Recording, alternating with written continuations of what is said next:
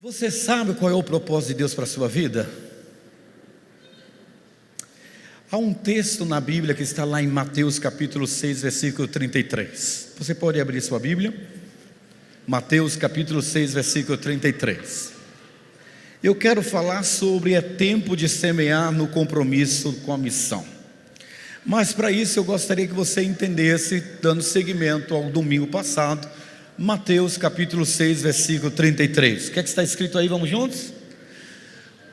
Mas buscai primeiro o reino de Deus.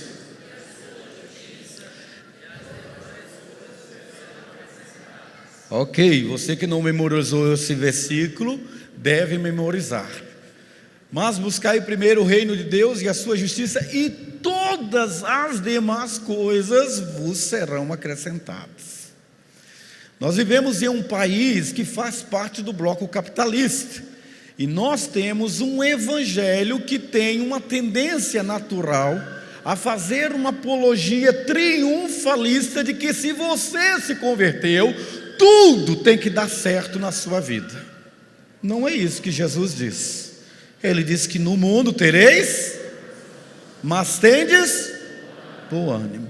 Jesus está preparando uma comunidade judaica, uma comunidade de discípulos, e nessa comunidade de discípulos o foco não é resolver os problemas pessoais, mas o foco é a salvação e o anúncio dessa salvação a outros. Quando eu e você não entendemos esse propósito, nós perecemos nos nossos próprios caminhos. E é por isso que a missão de Jesus é uma missão de resgate, resgatar o homem de uma vida em si mesmada, ou uma vida onde ele acha que ele é o centro de todo o universo. E por conta disso, todo o seu sofrimento tem que ser contemplado por Deus, e Deus tem que alçar o laço de misericórdia para livrar esse camarada da depressão, para livrá-lo do câncer, para livrá-lo do naufrágio financeiro, para livrá-lo da crise existencial, para livrá-lo de qualquer coisa. Esse não é o evangelho de Jesus. O evangelho de Jesus é que diz assim: aquele que amar a sua vida, perdê-la-á. Aquele que não tomar a sua cruz e seguir-me, não é digno de ser meu discípulo.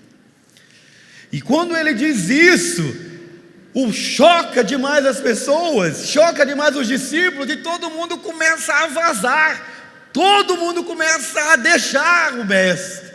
E ele diz: vocês também não gostariam de me deixar?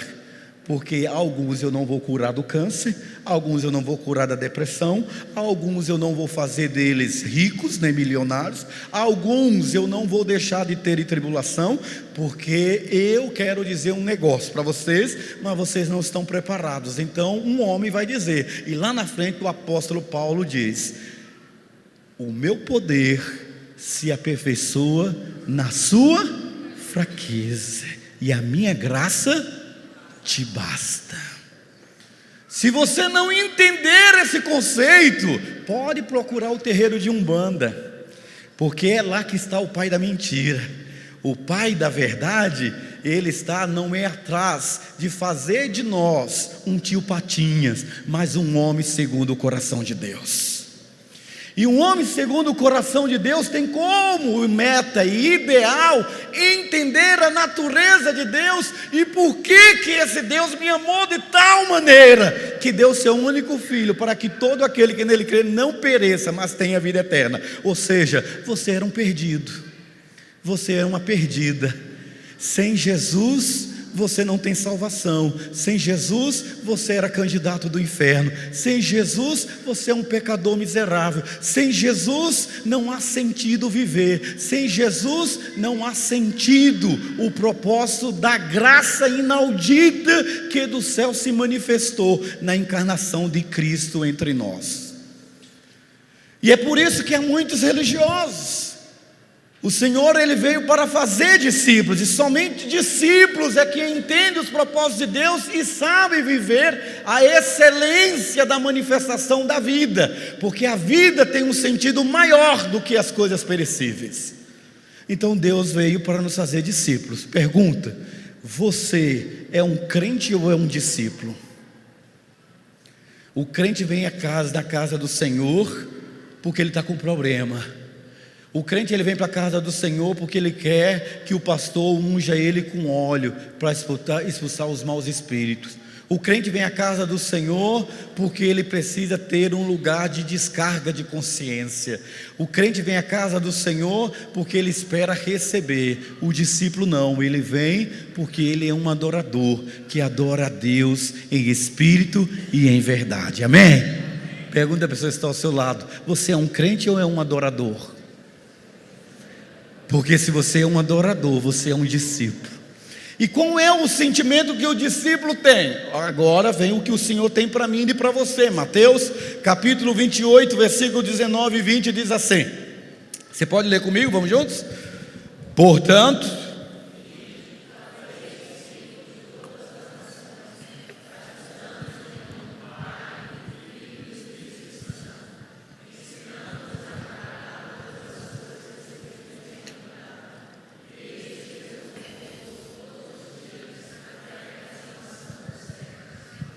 amém? Segura aí, seja forte.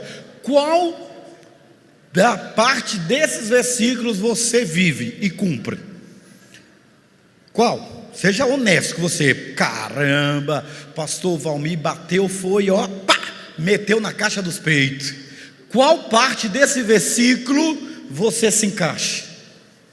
Fazer discípulos, ensinar ou esperar a consumação dos séculos? Qual parte desse versículo você se encaixa?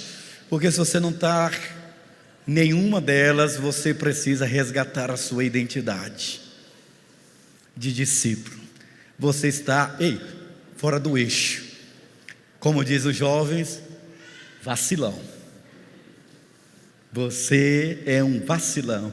Você acha que o reino de Deus é a sua casa só, é as suas finanças, é o seu corpo, é a sua academia, são as sua profissão. Não é não, queridão, não é não. Tu vieste do pó, e ao pó voltarás, e não levarás nada. Seja forte, e olhe lá, que se você for uma pessoa ruim, ninguém vai estar lá para ver você descer ao pó.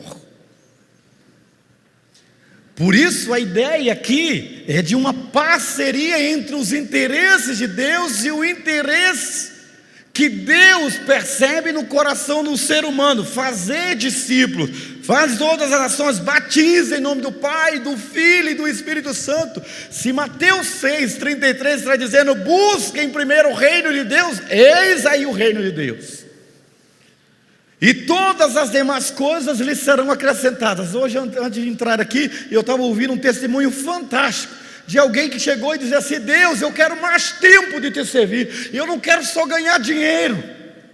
Eu quero ganhar dinheiro, mas o ganhar dinheiro não pode me impedir de fazer a tua obra. Eu preciso de mais tempo para fazer a tua obra. Só gente que é discípulo, só gente que conhece a Deus, só gente que ama a Deus, que não olha para o seu umbigo, que pede tempo para servir a Deus.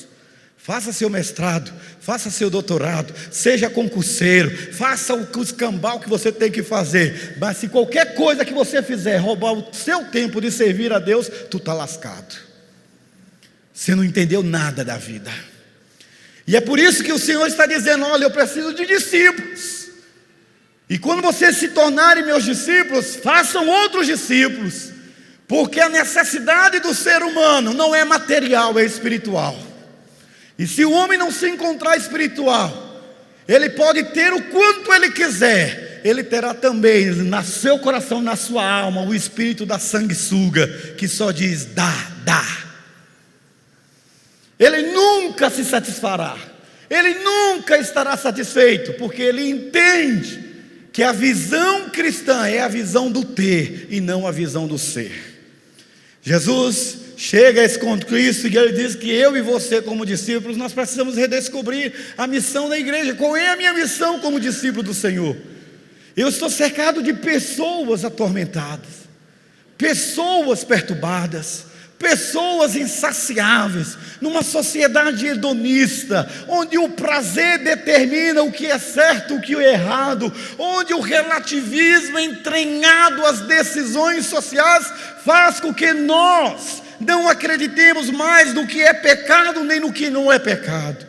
Vamos uma geração que não tem mais medo do mal, que briga com o mal, porque nós relativizamos a essência do mal. Aquilo que era um bicho-papão, na minha época, é o brinquedo de estimação dessa nova geração. E a gente vê uma geração destruída, uma geração perdida, uma geração confusa, uma geração pobre, uma geração raquítica, e nós não nos apercebemos qual é a missão da igreja, qual é a minha e a sua missão. A minha e a sua missão é fazer discípulos, amém? Vamos dizer juntos? Fazer. Fala para a pessoa que está ao seu lado aí que você detesta. Descobri que eu tenho que fazer discípulos. Ora, se você já sabia e se irrita porque eu mando você falar um para o outro, então, abençoado, por que você não faz? Não faz, precisa dizer isso. Que tem mais de 2000 anos que está dito e você não faz, e ainda fica irritado. Lá vem ele mandando eu falar quem está ao lado. É porque eu não tenho uma machadinha para abrir sua cabeça. Esse é o propósito de Deus, é que nós façamos discípulos. Não é que nós levemos, olhe para mim, Deus não quer que nós levemos uma vida monástica. Deus não quer que nós entremos aqui nas quatro paredes e ouçamos belíssimos louvores, vamos para casa e pedimos como povo de Israel proteção para o nosso arraial, se nenhum mal chegar à nossa tenda, ponto para Deus. Mas ei, esse não é o propósito de Deus para mim e para a sua vida. Ao contrário, Deus nos chama para que a gente produza. Nossa missão, querido, é terminar a obra que foi iniciada por Jesus, fazer discípulos de todas as nações. Por isso que nós, Cibapense, estrategicamente nos organizamos em pequenos grupos, porque a casa mais próxima do seu vizinho qual é? A sua. A pessoa que trabalha com você, mais próximo de você é você. Não é programa, é estilo de vida, é compartilhar as bênçãos de Deus, é contar os feitos de Deus na nossa vida. Nós não sabemos evangelizar. Pastor, eu não sei falar. Pastor, eu não sei pregar como o Senhor. Não tem isso não. Compartilhar a vida na vida, estar sensível às necessidades daqueles que estão ao nosso lado sofrendo. É sua colega de trabalho que está se divorciando, é o marido dela que está se drogando, é o filho dela que entrou na adolescência, está rebelde, e você tem toda uma história para contar.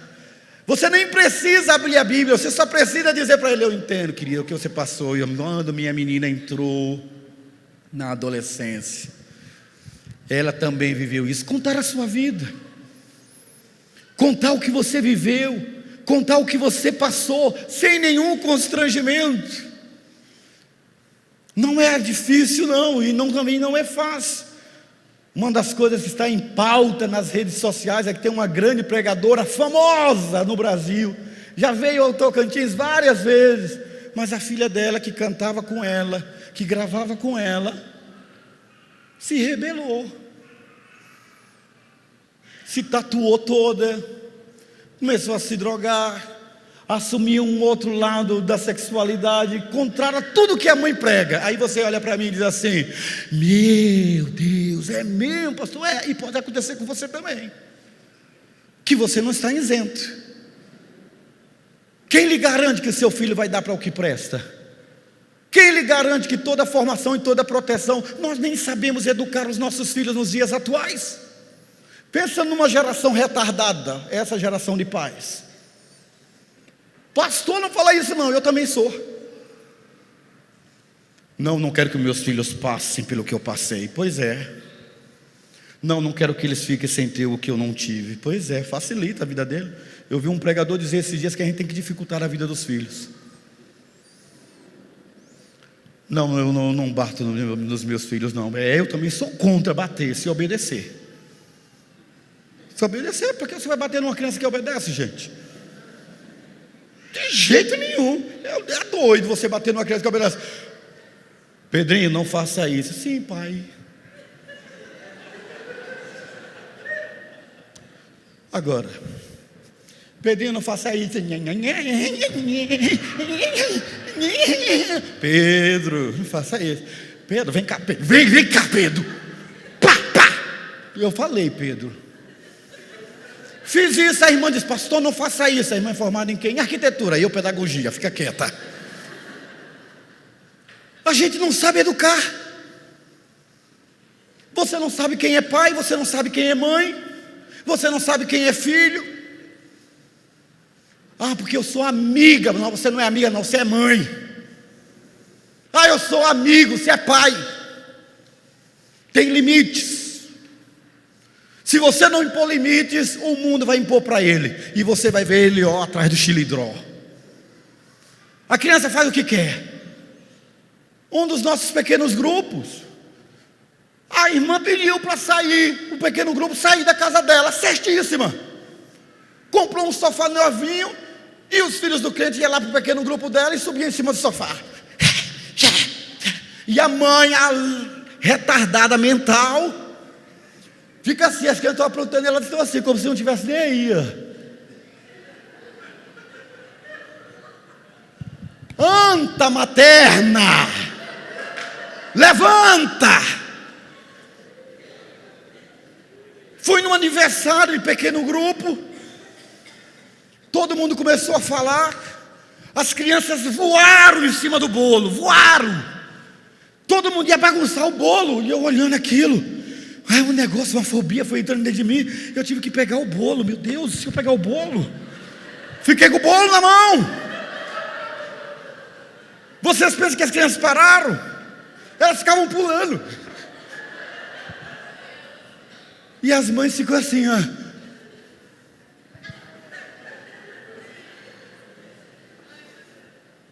Você chama a atenção do filho, ele ainda fica com raiva.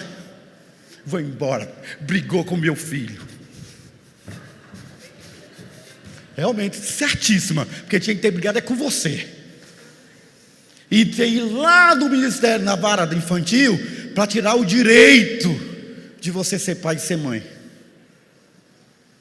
Porque a Bíblia diz, ensina a criança o caminho que ela deve andar, e quando for mais velha, não se desviará dele.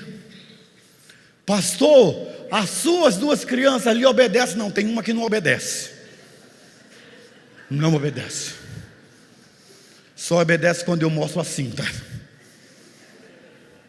Pensa numa espiritualidade. Rapidinho. Sai, Satanás. Sai, capeta. Sai. Rapidinho. Não, querido. Pode parar de achar que a pedagogia moderna, a pedagogia que você tem que ter para educar os seus filhos é a palavra de Deus. Seus filhos precisam ser discípulos do Senhor. Não tem isso ali, que fulano orientou, ciclano e beltrano, não. Você deixa seu filho com uma droga de Android, de tablet na mão, com a babara eletrônica ligada, educando os seus filhos. Você não sabe nem o que é que ele está aprendendo. Os neurônios dele estão atrofiados, a perna já está ficando torta, e você acha que sua criança é a criança melhor do mundo. Céus me livre disso. Coitado quem trabalha no Ministério Trilhar, porque se vai reclamar. Pois é, mas você que é mãe e pai não quer trabalhar no Trilhar. Que eu acho que se me obedece, essa igreja não me obedece. Na minha visão é assim, só fica o filho aqui se a mãe trabalhar. Se não der um dia, um domingo no mínimo, não fica. Sabe por quê? Porque o Trilhar não é depósito de criança. O Trilhar não é para você assistir culto em paz. Porque você assiste em paz e a gente assiste no meio do inferno. Coitado de quem senta lá atrás, lá na tenda, aqui também. E é filho de líder. Os líderes são piores, porque eles não aceitam ser chamados a atenção. São os piores. As piores reclamações que tem nessa igreja são os filhos dos líderes, os líderes, porque eles não sabem prestar atenção no filho. E quando ele chama se junta com outro líder, aí ele começa a conversar. Aí a gente pensa, está explicado porque a criança é desse jeito. Discipulado começa quando eu tenho consciência clara de que a vida é um dom de Deus e Ele me resgatou para ser discípulo e fazer discípulos, amém? E o exemplo é o melhor testemunho. Por isso, quando nós chegamos a esse conceito claro de entender que nossa missão é terminar a obra que foi iniciada por Jesus, fazer discípulo de todas as nações, o discipulado começa na nossa casa, começa com o nosso temor ao Senhor, porque a nossa casa precisa ser uma referência. Chega uma irmã para mim e diz assim, esses dias assim: pastor, o senhor fica ofendido? Eu disse: por quê? Eu quero mudar de pequeno grupo. Falei: mas o que tem um pequeno grupo, irmã? Eu não quero pecar. Falei: peca que depois eu te abençoo, vai lá. Eu não aguento aquelas crianças. Eu não tenho, eu sou de uma geração que os meus filhos são assim. Agora não dou conta. Gente, a gente está insuportável. Porque tudo. Fui no médico, mas assim: ah, sua filha tem TDAH. Eu falei: tem o quê? TD o quê? TDAH. E o que é isso? Transtorno hiperativo, não sei o quê. E como é que cura isso? Com isso, isso. E taca também, né? E taca também.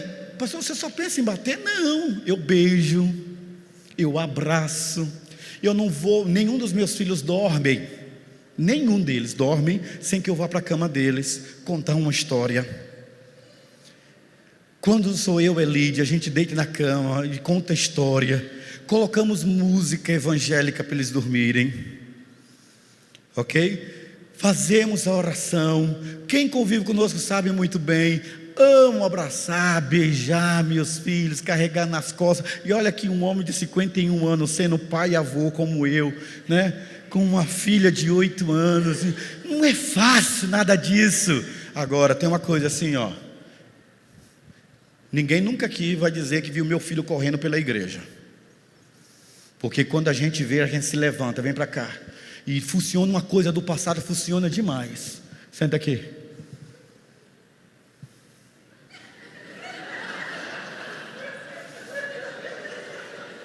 Senta. Pai, eu passei no banheiro. Não, depois do culto. Você vai lá no banheiro sozinho?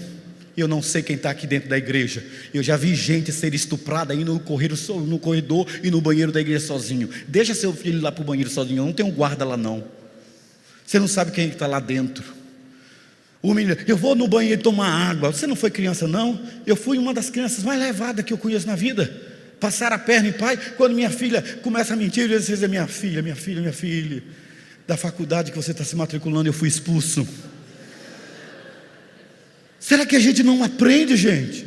A gente precisa entender que fazer discípulos dentro do contexto da missão da igreja que nos foi dada por Cristo Jesus é uma visão neotestamentária, genuinamente bíblica. A missão precisa fazer discípulo relacional para ser multiplicador, e essa é a visão que foi fiel, é a fiel à missão de Cristo.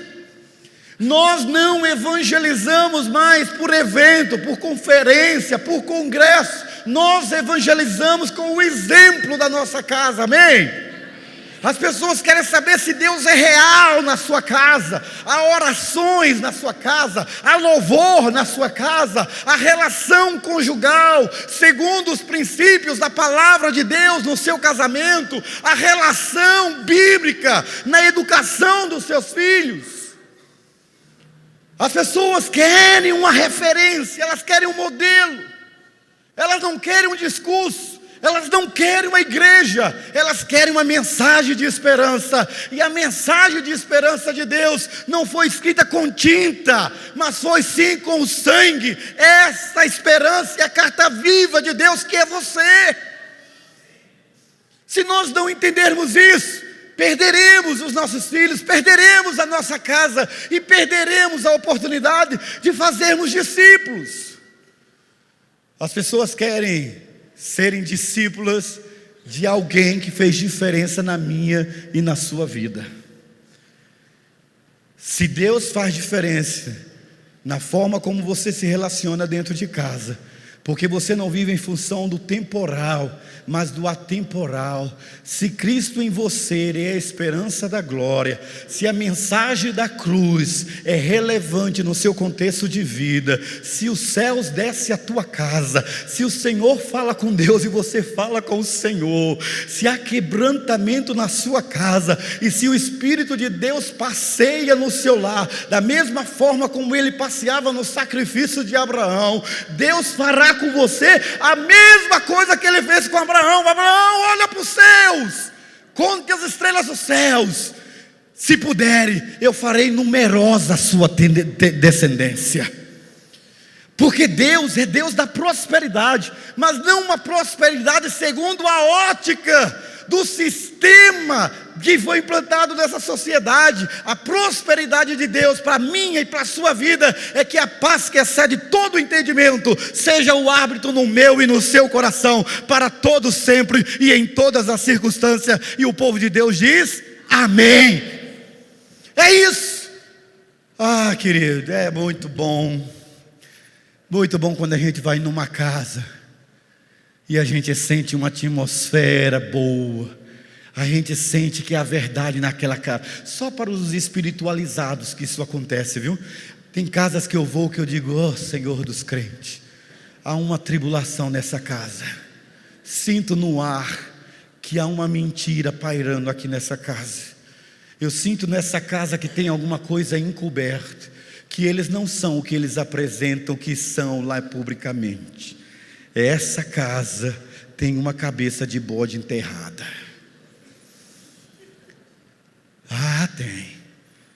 Senhor, o Senhor não deixará encoberto nada. O tempo vai mostrar que isso aqui tem alguma coisa errada. Diferente quando você vai numa casa. A paz que está nos corações, o relacionamento com Deus, a transparência e a verdade se exala naquela casa.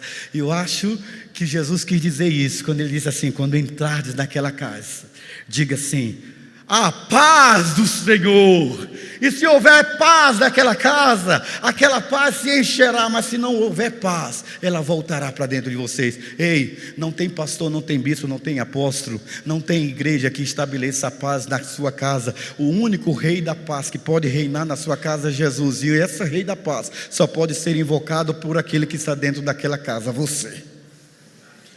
Não importa se o seu marido não é crente, se a sua esposa não é crente, não importa se os seus filhos estão rebeldes, o negócio de Deus é com você. Não transfira a responsabilidade para a louca da sua mulher, para o desvairado do seu marido. Tome uma tenência, se posicione diante do Senhor e comece a falar em primeira pessoa: eu e a minha casa serviremos ao Senhor. Quando você entender isso, você vai entender os mistérios de Deus. O mistério de Deus é construir em você aquilo que o pecado danificou em você. Pare de se lamentar pelo sofrimento do passado. Pare de se lamentar pelo que o seu marido fez, pelo que a sua esposa fez. Se posicione no Senhor. Ele é aquele que faz novas todas as coisas. Porque todas as coisas contribuem para o bem daqueles que amam e confiam no Senhor. Mas tem gente que tem a síndrome da burrice.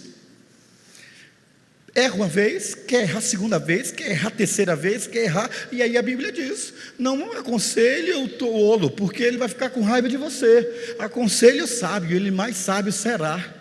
É esse o propósito de Deus para mim, é para a sua vida. Nesse conceito de discipulado, a visão neotestamentária de Mateus 18, 28, 19 é de que eu quero ganhar a cidade, mas eu vou ganhar a cidade com a minha família, pela minha família, porque Deus disse isso para Abraão: Abraão, benditas serão todas as famílias da terra por teu intermédio. Se as famílias da terra não estão sendo abençoadas, tem um problema com as famílias que deveriam ser canal de bênção. Tua casa, tua vida, tua família, teu povo, tua gente, deve inspirar mulheres como Raabe, que veio e disse assim: eu não quero os deuses aqui dos cananeus. Eu tenho ouvido o que o Deus de Israel tem feito, e o Deus de Israel tem feito grandes coisas. Eu não sei como Ele é, e eu não sei como falar com Ele, mas eu tenho que orar sim. E aí eu aprendi a orar pela dramaturgia, né? Ó Deus de Israel, ó Deus de Israel, seja o meu Deus. Eu não quero ser um religioso, eu não quero ser um cibapense, eu quero ser um homem segundo o coração de Deus, de orelha furada, servo do Senhor, para experimentar as benesses daquele que começou a boa obra na minha vida, porque eu sei que Ele é poderoso para completá-la em nome de Jesus. É o que Deus quer para você. E nessa noite, querido, você precisa entender que a sua casa depende de você. Não depende do conjunto, depende de você. Pastor, estou cansado de lutar sozinho pela minha casa. Você é discípulo, e o Senhor, o Mestre, não deixa sozinho o discípulo. Ele prometeu estar conosco todos os dias, até a consumação dos séculos. Amém?